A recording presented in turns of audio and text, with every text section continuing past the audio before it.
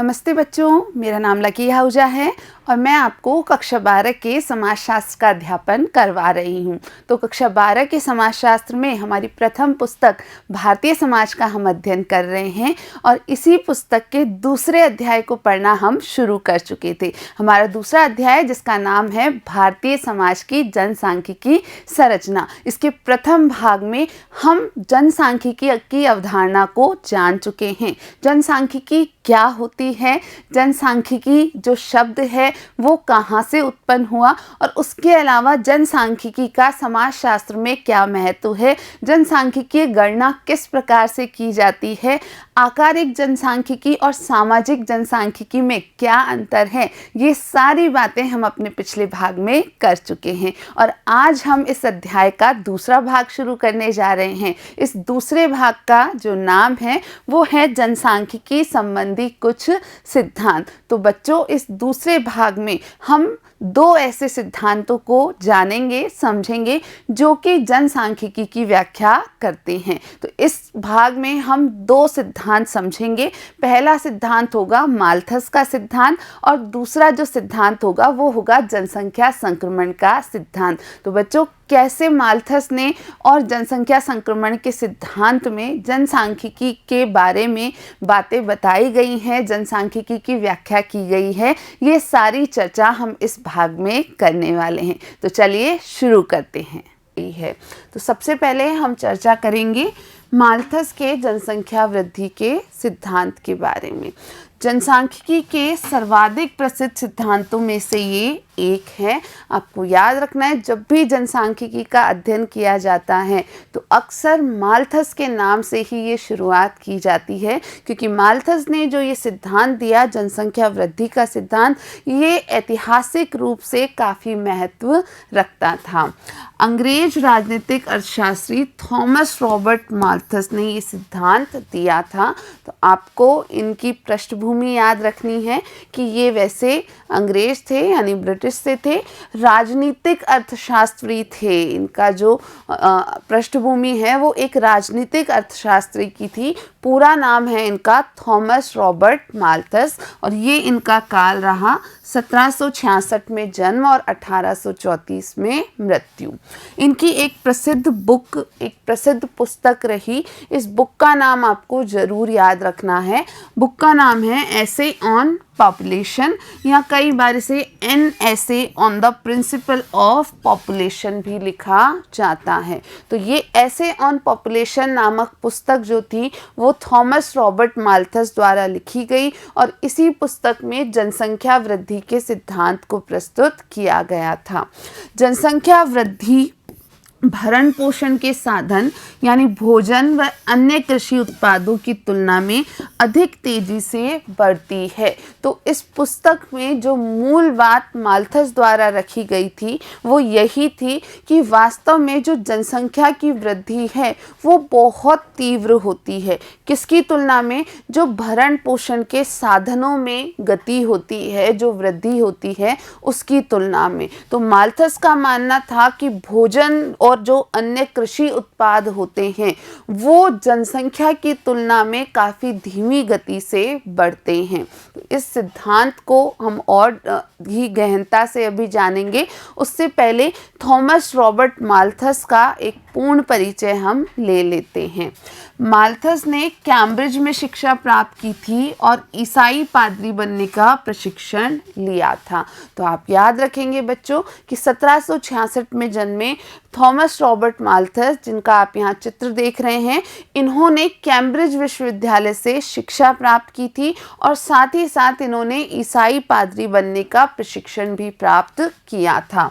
बाद में उन्हें लंदन के पास हैलीबरी में स्थित ईस्ट इंडिया कंपनी कॉलेज में इतिहास और राजनीतिक अर्थशास्त्र के प्रोफेसर के रूप में नियुक्त किया गया था।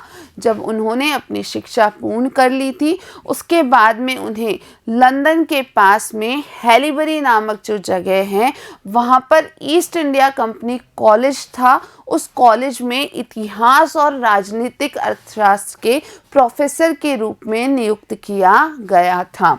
ईस्ट इंडिया कंपनी का यह कॉलेज उस समय की प्रशासनिक भारतीय सेवा यानी इंडियन सिविल सर्विस के भावी अधिकारियों के लिए प्रशिक्षण का केंद्र था।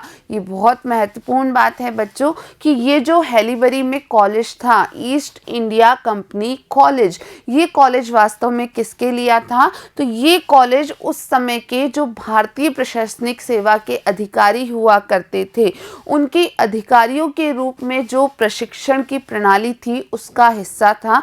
तो वहाँ जो इंडियन सिविल सर्विस के लिए चुने गए अधिकारी होते थे उनको प्रशिक्षण प्रदान किया जाता था और उसी कॉलेज में माल्थस इतिहास और राजनीति अर्थशास्त्र के प्रोफेसर के रूप में कार्य करते थे। तो ये पृष्ठभूमि जो रॉबर्ट माल्थस की है वो आपको याद रखनी है। अब माल्थस ने दो प्रकार की वृद्धि की बात की है, एक तो जनसंख्या में वृद्धि और दूसरी कृषि उत्पादन में वृद्धि। माल्थस स्पष्टतः कहते थे कि जनसंख्या में जो वृद्धि है वो ज्यामितीय या गुणोत्तर तरीके से होती है। ये बात बहुत महत्वपूर्ण है बच्चों कि माल्थस का मत था कि जनसंख्या सदैव ज्यामितीय रूप में या गुणात्मक रूप में आगे बढ़ती है। उदाहरण के रूप में आप यहाँ देख रहे हैं गुणा के रूप में 2 से 4, 4 से 8, 8 से 16 और 16 से 32 के रूप में। जबकि कृषि उत्पादन में वृद्धि के बारे में माल्थस का मानना था कि कृषि उत्पादन में वृद्धि गणितीय या समानांतर तरीके से होती है, ये गुणोत्तर तरीके से नहीं होती है, ये ज्यामितीय तरीके से नहीं होती है। तो यहाँ आप देखेंगे जो वृद्धि का तरीका है 2 से 4, 4 से 6, 6 से 8 और 8 से 10, 10 से 12 इस प्रकार आगे बढ़ता है। तो इस संदर्भ में आप याद रखेंगे कि सदैव जनसंख्या अधिक होती है उसकी तुलना में कृषि उत्पादन या भरण पोषण के जो साधन हैं वो कम उत्पादित होते हैं। ये विचार जो था माल्थस का ये काफ़ी प्रसिद्ध हुआ और इनकी पुस्तक जो ऐसे ऑन पॉपुलेशन थी वो भी बहुत अधिक प्रसिद्ध हुई थी। जनसंख्या नियंत्रण के बारे में माल्थस कहते थे कि दो प्रकार से जनसंख्या का नियंत्रण किया जा सकता है, क्योंकि जनसंख्या वृद्धि बहुत तेजी से होती है, यह एक ज्यामितीय रूप में होती है, एक गुणोत्तर तरीके से होती है। तो माल्थस का मानना था जनसंख्या में नियंत्रण किया जाना ही चाहिए और वो बताते थे कि दो प्रकार के निरोध उपयोग में लिए जा सकते हैं। एक है कृत्रिम निरोध जिनको प्रिवेंटिव चेक्स कहते हैं और दूसरे हैं प्राकृतिक निरोध जिनको पॉजिटिव चेक्स कहा जाता है। तो माल्थस ने इन दोनों की बात करी कि जनसंख्या में जो वृद्धि है उस पर कैसे नियंत्रण लाया जाए, उस पर कैसे रोक लगाई जाए। तो दोनों प्रकारों को हम जानते हैं। पहला जो कृत्रिम निरोध है जहां व्यक्ति अपनी इच्छा से जनसंख्या नियंत्रण का कार्य करते हैं, जैसे विवाह अधिक उम्र में करना, यानी यहाँ ये विचार प्रकट किया गया है कि यदि कम उम्र में ही विवाह हो जाता है तो जो दंपति है वो अधिक बच्चों को पैदा करते हैं और इस प्रकार जनसंख्या बहुत ज़्यादा बढ़ती है। तो इस कारण अधिक उम्र में विवाह को एक कृत्रिम निरोध के रूप में माल्थस ने स्वीकार किया था। उसके अलावा ब्रह्मचर्य का पालन या यौन संयम की बात भी उन्होंने की थी कि यदि ब्रह्मचर्य का पालन किया जाए या यौन संयम अपनाया जाए तो उस स्थिति में भी एक प्रकार से कृत्रिम रूप से जनसंख्या नियंत्रण किया जा सकता है। अब वास्तव में ये जो तरीके हैं, ये जो कृत्रिम निरोध हैं, इनके बारे में माल्थस कहते थे कि ये मनुष्य की सीमित क्षमता में ही संभव है, ये हर मनुष्य के लिए करना संभव नहीं होते हैं। दूसरे प्रकार के जो निरोध हैं जिनको प्राकृतिक निरोध का नाम दिया, जिनको पॉजिटिव चेक्स कहा गया माल्थस द्वारा, उनमें उन्होंने अकाल और बीमारियों को सम्मिलित किया है। तो माल्थस का मानना था कि समय समय पर अकाल पड़ते हैं या अलग अलग बीमारियां महामारियों के रूप में फैलती हैं और उस कारण से प्राकृतिक रूप से स्वतः ही जनसंख्या पर नियंत्रण होने लगता है। और ये जो अकाल और बीमारियां जैसे प्राकृतिक निरोध हैं, इन्हें माल्थस ने अनिवार्य माना था कि ये बहुत बड़ी भूमिका निभाते हैं जनसंख्या पर नियंत्रण करने के लिए। माल्थस का सिद्धांत लंबे समय तक प्रभावशाली रहा। तो आप याद रखेंगे कि माल्थस के जो ये विचार थे ये लंबे समय तक अपना प्रभाव बनाए हुए थे, लेकिन कुछ विद्वानों ने विरोध किया कि आर्थिक समृद्धि जनसंख्या वृद्धि से अधिक हो सकती है।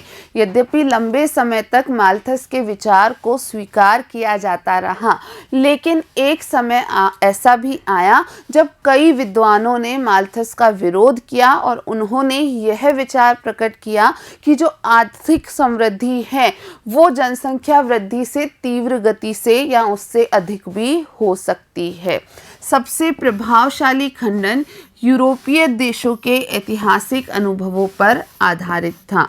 यहाँ सत्य यह है कि यूरोपीय देशों की जो वास्तविक स्थिति थी, जो उनका ऐतिहासिक अनुभव था, यानी जिस प्रकार से वहाँ परिवर्तन आए थे, उनसे स्वतः ही माल्थस के सिद्धांत का खंडन हो गया था। 19वीं शताब्दी के उत्तरार्ध व 20वीं शताब्दी के पूर्वार्ध में यूरोपीय देशों में जन्म दर काफ़ी कम हुई और साथ के साथ महामारी पर नियंत्रण भी कर लिया गया। तो यूरोपीय देशों की ये जो स्थिति नज़र आई 19वीं शताब्दी के उत्तरार्ध में यानी आखिरी भाग में और 20वीं शताब्दी के पूर्वार्ध में यानी शुरुआती भाग में, तो जब यूरोप के कई देशों में जन्म दर भी कम हो गई और साथ के साथ महामारी पर भी नियंत्रण पाया गया, यानी कि मृत्यु दर में भी कमी लाई गई, तो उस स्थिति में आर्थिक समृद्धि काफ़ी तीव्र गति से होने लगी, आर्थिक विकास काफ़ी तीव्र गति से आगे बढ़ने लगा और उसकी तुलना में जनसंख्या वृद्धि पर नियंत्रण पाया गया। माल्थस की भविष्यवाणी झूठी साबित हुई क्योंकि जनसंख्या में तीव्र वृद्धि के बावजूद खाद्य उत्पादन व जीवन स्तर में लगातार सुधार होता गया। यहाँ ये सत्य है कि यद्यपि जनसंख्या तब भी तीव्र गति से बढ़ रही थी, लेकिन उसके बावजूद भी वहाँ जो औद्योगिक क्रांति हुई, वहाँ जो आर्थिक विकास की प्रगति हुई वो काफ़ी तेज़ थी और इसी कारण खाद्य उत्पादन और जीवन स्तर में लगातार सुधार होते गया। उदारवादी व मार्क्सवादी सिद्धांतकारों ने भी माल्थस के सिद्धांत की आलोचना की। तो बच्चों आप याद रखेंगे कि उदारवादी और मार्क्सवादी विचारधारा के कई विद्वान थे। उन सभी सिद्धांतकारों ने, उन सभी विद्वानों ने भी माल्थस की जो विचारधारा थी उसका विरोध किया। गरीबी का कारण जनसंख्या वृद्धि नहीं बल्कि समाज के संसाधनों का असमान वितरण है। तो जो मार्क्सवादी और उदारवादी विचारक थे उनका ये मानना था कि गरीबी का कारण जनसंख्या वृद्धि बिल्कुल भी नहीं है। यह सत्य नहीं है कि जनसंख्या क्योंकि बहुत तीव्र गति से बढ़ती है और उसकी तुलना में जो भरण पोषण के साधन है वो कम गति से बढ़ते हैं या वृद्धि करते हैं, ये कारण नहीं है गरीबी का। इन लोगों का मानना था कि संसाधनों का असमान वितरण ही वास्तव में गरीबी का कारण है। कुछ लोगों के पास संसाधनों की उपलब्धता बहुत अधिक है और उनकी तुलना में कुछ लोगों के पास बहुत कम मात्रा में संसाधन उपलब्ध होते हैं और इसी कारण इन सिद्धांतकारों ने, मार्क्सवादी और उदारवादी सिद्धांतकारों ने भी माल्थस की विचारधारा का विरोध किया था। ये हमारा एक सिद्धांत हुआ। अब हम दूसरे सिद्धांत की चर्चा कर रहे हैं। दूसरा सिद्धांत जो है उसका नाम है जनसांख्यिकीय संक्रमण का सिद्धांत। तो माल्थस का जनसंख्या वृद्धि का सिद्धांत भी आपको याद रखना है। अब जो दूसरा मुख्य सिद्धांत है वो हम देख लेते हैं कि इस सिद्धांत में क्या कहा गया है। जनसंख्या वृद्धि आर्थिक विकास के समग्र स्तरों से जुड़ी होती है। तो ये जो सिद्धांत है यह विचार प्रस्तुत करता है कि जनसंख्या वृद्धि आर्थिक विकास के समग्र स्तरों से पूरी तरीके से जुड़ी होती है।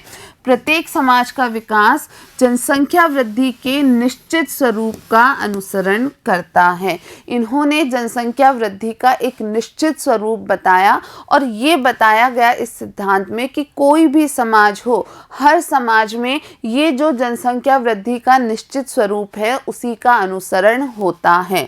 यहाँ उन्होंने इस जनसंख्या वृद्धि के निश्चित स्वरूप को 3 चरणों के रूप में बताया है। तो जनसंख्या वृद्धि के 3 बुनियादी चरण होते हैं, ये विचार जनसांख्यिकी संक्रमण के सिद्धांत में रखा गया। अब ये जो 3 चरण हैं वो आप यहाँ देखें, ये प्रथम चरण, ये द्वितीय चरण और ये है तृतीय चरण बताया गया है। तो जनसांख्यिकी संक्रमण के सिद्धांत में यह माना गया कि प्रत्येक समाज में इन्हीं 3 चरणों के तहत जनसंख्या की वृद्धि बढ़ती है। प्रथम चरण, जिसे कम जनसंख्या वृद्धि का चरण माना गया है, यहाँ कम जनसंख्या वृद्धि के चरण में यह माना जाता है कि यद्यपि शुरुआती दौर में किसी भी समाज में, किसी भी विशेष समुदाय में जो जन्म दर होती है वो अधिक होती है, लेकिन साथ के साथ वहाँ पर मृत्यु दर भी काफ़ी अधिक होती है। यानी एक ऐसी स्थिति प्रदर्शित की गई है जहाँ पर आर्थिक स्तर बहुत उच्च नहीं होता है, काफ़ी नीचा आर्थिक स्तर होता है, आर्थिक विकास की गति काफ़ी धीमी होती है। और यहाँ इस पहले चरण के दौरान जन्म दर यानी कुल जो जन्म लेने वाले लोगों की संख्या है और मृत्यु दर यानी कुल जो मृत्यु को प्राप्त होने वाले लोगों की संख्या है, वो दोनों काफ़ी तेज होती हैं। बच्चों, जन्म दर और मृत्यु दर को आगे हम इसी अध्याय में बहुत गहनता से अध्ययन करने वाले हैं। अभी आप सिर्फ इतना मानिए, जन्म दर यानी कि कुल जन्मों की संख्या और मृत्यु दर यानी कि कुल मृत्यु की संख्या। तो यहाँ हम बात कर रहे हैं कि जन्म दर भी उच्च होती है और जो मृत्यु दर है वो भी उच्च होती है। और इसी कारण से जनसंख्या वृद्धि बहुत अधिक नहीं होती है। यह एक कम जनसंख्या वृद्धि का चरण होता है। इस पहले चरण में आर्थिक विकास भी बहुत धीमा रहता है। जब हम दूसरे चरण की बात करते हैं, जिसे संक्रमणकालीन चरण कहा गया है, और इस चरण को बहुत महत्वपूर्ण चरण माना गया है। इस सिद्धांत में, जनसांख्यिकी संक्रमण के सिद्धांत में सबसे अधिक महत्व इस संक्रमणकालीन चरण को ही दिया जाता है। इस चरण में परिवर्तन होता है और जो मृत्यु दर है उस पर नियंत्रण कर लिया जाता है। जैसे जैसे आर्थिक विकास बढ़ता है, औद्योगिक परिवर्तन आते हैं, सुख सुविधाओं में परिवर्तन आते हैं, जो सुविधाएं हैं मेडिकल से संबंधित या बीमारियों के इलाज से संबंधित, उनमें परिवर्तन आते हैं और धीरे धीरे मृत्यु दर पर एक नियंत्रण पा लिया जाता है, जबकि जन्म दर तेज ही बनी रहती है। उसके बाद तीसरा चरण पुनः नीची जनसंख्या वृद्धि का चरण होता है। इस तीसरे चरण में एक और परिवर्तन आता है, यानी अब मृत्यु दर तो कम थी ही, उसके साथ साथ धीरे धीरे जन्म दर भी काफ़ी कम हो जाती है और इस कारण से जनसंख्या की वृद्धि काफ़ी कम रहती है या नीची रहती है। अब हम जो दूसरा चरण है, संक्रमणकालीन चरण, उसको थोड़ा सा गहनता से देख लेते हैं कि वास्तव में इस चरण की व्याख्या कैसे की गई है। इस दौरान जनसंख्या वृद्धि की दर बहुत ऊंची होती है और उसका मुख्य कारण है कि मृत्यु दर में तेजी से कमी आ चुकी होती है। अब इस कमी के कारण रोग नियंत्रण, बेहतर पोषण, जन स्वास्थ्य में सुधार होते हैं। यानी जब भी किसी भी समाज में, किसी देश में धीरे धीरे रोग नियंत्रण किए जाने लगते हैं, बेहतर पोषण उपलब्ध होता है और आर्थिक विकास के बढ़ने के साथ साथ जन स्वास्थ्य में भी सुधार होने लगता है और इन सब के फलस्वरूप मृत्यु दर में तेजी से कमी आने लगती है। जन्म दर में कमी नहीं होना, यहाँ जनसंख्या वृद्धि ऊंची रह रही है। क्यों? क्योंकि मृत्यु दर में तो तेजी से कमी आ रही है, लेकिन जन्म दर में कमी नहीं आ रही है। इस चरण में जनसंख्या विस्फोट होता है। तो बच्चों, ये बात याद रखेंगे कि यही वो चरण है जब जनसंख्या बहुत ज़्यादा तेज गति से बढ़ती है, जिसे जनसंख्या विस्फोट का नाम दिया जाता है। तो वास्तव में मृत्यु दर में कमी आ जाना, लेकिन जन्म दर काफ़ी तीव्र बने रहना ही जनसंख्या विस्फोट का कारण बनता है। उदाहरण के रूप में पश्चिमी यूरोप में 19वीं शताब्दी के अंतिम वर्षों में और 20वीं शताब्दी के प्रारंभिक वर्षों में यही संक्रमणकालीन चरण देखा गया। यानी पश्चिमी यूरोप में 19वीं शताब्दी के अंतिम वर्षों में और 20वीं शताब्दी के शुरुआती वर्षों में जो जनसंख्या में मृत्यु की दर थी उस पर नियंत्रण पा लिया गया, लेकिन वहाँ पर जन्म दर बहुत ज़्यादा तीव्र पाई गई और उस दौरान वहाँ पर जनसंख्या विस्फोट हुआ था। इसी प्रकार हम याद रखेंगे कि यह कम विकसित देशों की विशेषता होती है। यह संक्रमणकालीन चरण जो है ये उन देशों की विशेषता है जो आर्थिक रूप से कम विकसित होते हैं, बहुत अधिक विकसित नहीं होते हैं। जैसे हमारा देश भारत भी अभी संक्रमणकालीन चरण में ही है। हम जानते हैं कि हमारे देश में तेजी से जनसंख्या वृद्धि हो रही है, एक प्रकार के जनसंख्या विस्फोट की स्थिति लगातार बनी हुई है। तो हमारे यहाँ भी मृत्यु दर में कमी हो चुकी है, लेकिन जन्म दर में कमी नहीं हुई है। यह महत्वपूर्ण बात बच्चों आप लोग याद रखेंगे। और यहाँ आपको याद रखना है इस नक्शे में कि जितने भी अल्प विकसित देश हैं या विकासशील देश हैं वे सभी अभी संक्रमणकालीन चरण से ही गुजर रहे हैं, जबकि जो विकसित देश हैं जैसे यूरोप के कई देश, जैसे अमेरिका के देश जिन्हें यहाँ आप सफ़ेद रंग में देख रहे हैं, ऑस्ट्रेलिया, यूरोप के कई देश खासकर उत्तरी यूरोप के देश, अमेरिका, इन सभी देशों में क्योंकि आर्थिक विकास बहुत तेज़ी से हो चुका है और अब भी हो रहा है, तो वहाँ पर तीसरा चरण आ चुका है, यानी जनसंख्या की दर में पुनः कमी हो चुकी है। जबकि हमारा देश भारत और अन्य कई विकासशील देश जो हैं वो अभी संक्रमणकालीन चरण में ही हैं और इस कारण हमारे यहाँ मृत्यु दर में तो कमी आई है, लेकिन जन्म दर अब भी तीव्र बनी हुई है और यही कारण है कि जनसंख्या की वृद्धि बहुत तेज गति से हो रही है। तो बच्चों हमारे अध्याय 2 का दूसरा भाग हमने यहाँ समाप्त कर लिया है। आज हमने 2 मुख्य सिद्धांतों को जाना। पहला जो जनसांख्यिकी का सिद्धांत था वो था माल्थस का जनसंख्या वृद्धि का सिद्धांत, और माल्थस का विचार हमने जाना। वो कह रहे थे कि जनसंख्या वृद्धि तो गुणात्मक तरीके से होती है और उसकी तुलना में जो खाद्य उत्पादन होता है या भरण पोषण के साधनों में जो वृद्धि होती है वो काफ़ी धीमी गति से होती है। वहीं दूसरा सिद्धांत जनसांख्यिकी संक्रमण का सिद्धांत हमने अध्ययन किया और इस सिद्धांत में आपने जाना कि जनसंख्या वृद्धि को आर्थिक स्तरों से जोड़ा गया है और जनसंख्या वृद्धि को 3 चरणों के रूप में समझाया गया है। तो बच्चों आज के लिए इतना ही। हमारा अध्याय 2 हम जारी रखेंगे अगले भाग में। वीडियो देखने के लिए आप सभी का बहुत बहुत धन्यवाद।